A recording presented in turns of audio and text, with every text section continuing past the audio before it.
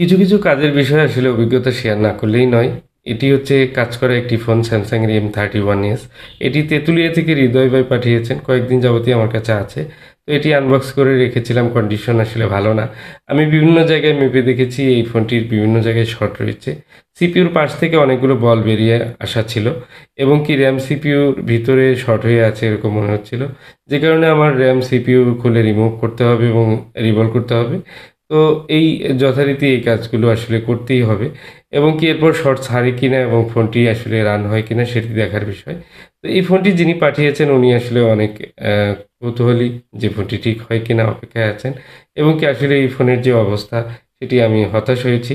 কারণ ফোনটিতে যেখানেই কাজ করতে যাই দেখি এলোমেলো কাজ করে এবং ফোনের যে কম্পোনেন্টসগুলো রয়েছে সেই কম্পোনেন্টসগুলো মোটামুটি ড্যামেজ একটি পর্যায়ে রয়েছে। সেটিও আমি দেখাবো কিভাবে কি রয়েছে। আসলে আমি যখন সিপিইউটা রিমুভ করে সুন্দর করে ইনস্টল করি। ইনস্টল করার পর আমি আশেপাশে যে লাইনগুলো ভোল্টেজ লাইনগুলো ছিল সেগুলো পরিমাপ করে দেখি যে আগে যেরকম শর্ট ছিল সেরকম শর্ট এখন আর নেই। মোটামুটি শর্টটা রিমুভ হয়েছে। আর আমি যে ডিজিটাল মাল্টিমিটারটি ইউজ করছি মানে এটা হচ্ছে শুধু কিন্তু এটা মাল্টিমিটার না, এটা হচ্ছে আই চার্জার মানে ফাস্ট চার্জিং, সুপার চার্জিং এবং পিডি চার্জিং। সেই সাথে এই ডিভাইসটার মধ্যে রয়েছে আপনার শোল্ডারিং আয়রনের অপশন, যদিও সেটা ইনঅ্যাক্টিভ রয়েছে এখন।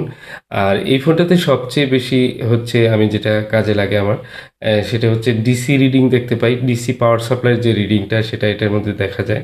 দ্বিতীয় হচ্ছে যে আমরা চার্জিংয়ের যে চেক করি সেন্স কত রয়েছে সেটা এটার মধ্যে করা যায় এবং কি ডায়োড ভ্যালু চেক করা যায়, যেটি খুবই গুরুত্বপূর্ণ। আর ডায়োড ভ্যালু চেক করার সময় আমরা কিন্তু যে বিপ সাউন্ডটা পাই সেই বিপ সাউন্ডটা শুনেই কিন্তু বলা যায় যে এটা জিআর কেমন থাকতে পারে।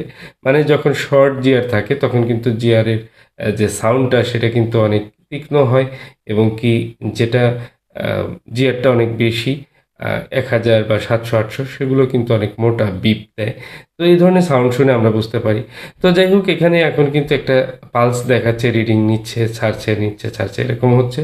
তো আসলে ওনার রেবনটাও ড্যামেজ এবং পাওয়ার সেকশনটা আপনারা দেখতেই পাচ্ছেন যে পাওয়ার আইসির আশেপাশের যে পার্টসগুলো এগুলো মনে হচ্ছে যে একদম পুড়ে অন্যরকম হয়েছে কালার। তো সাধারণত পার্টসের কালারগুলো এরকম হওয়ার কথা না। এটা কেন হয় বা আপনারা এরকম পেয়েছেন কিনা আমাকে জানা থাকলে জানাবেন।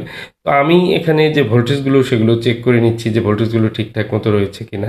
তো কিছু, কিছু ভোল্টেজ তৈরি হচ্ছে এবং কিছু, কিছু ভোল্টেজে প্রবলেম আছে। দেখুন এখানে 1.8 এর যে ভোল্টেজটি এটি কিন্তু ড্রপ করছে। বারবার আপ ডাউন করছে। আসছে যাচ্ছে, আসছে যাচ্ছে। মানে এই মাদারবোর্ডটিতে শর্ট থাকতে পারে এবং কি এই আইসিগুলো বা পার্টসগুলোর যে অবস্থা এগুলো আসলে ব্রাশ করেও আমি পরিষ্কার করতে পারছি না।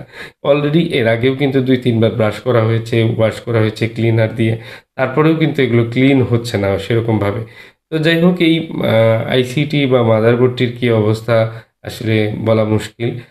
জিআর আমি চেক করে নিচ্ছি আসলে অফ অবস্থায় যে আমরা জিআর চেক করি, কুল টেস্টিং যেটাকে বলে সেটি আমি করে নিচ্ছি এবং কি যে বাক কয়েলের যে ভোল্টেজগুলো সেগুলো কিন্তু ঠিকঠাক মতো তৈরি হচ্ছিল। যে কারণে এই ফোনের কিন্তু এখন চার্জিংয়ের রেসপন্স আসছে এবং কি মোটামুটি মনে হচ্ছে। এখানে দেখুন আরেকটি বিষয়, এখানে ক্লক আইসিটি ভাঙা। ক্লক আইসি ভাঙা থাকলে এই ফোন কিন্তু কখনোই কোনোভাবেই রান হবে না। স্যামসাংয়ের এটি খুবই গুরুত্বপূর্ণ একটি বিষয়। এই ক্লক আইসিটি ভেঙে ২টি বল কিন্তু একেবারেই বিচ্ছিন্ন হয়ে আছে। তো এইটি আমি বাইপাস করে দেব।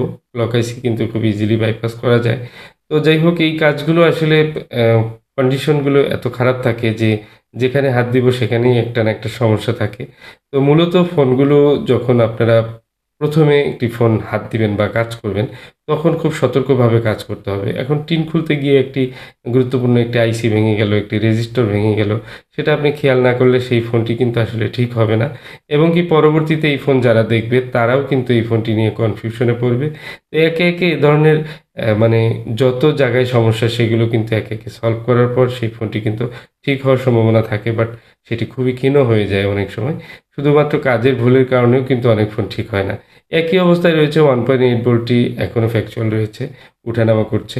তো এই ধরনের ফোনগুলোকে অনেক সময় দেখা যায় পাওয়ার আইসি কিন্তু বড় সমস্যা থাকে। কারণ এই পাওয়ার আইসিটিও কিন্তু হিট দেওয়া ছিল।